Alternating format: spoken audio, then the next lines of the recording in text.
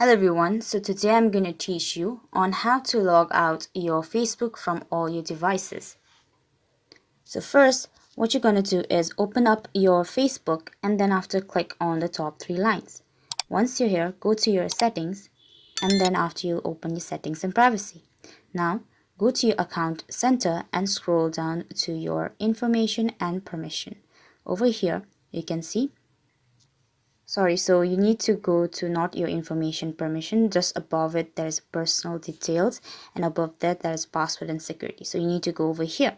Now you will see where you've logged. So once you click on that, it will show you the accounts that you have been logged in. So I've just been logged into one device, so you can just click on it and then after you can just select the devices, your logins on other devices. You can see, so you can just click on it and then after select to log out.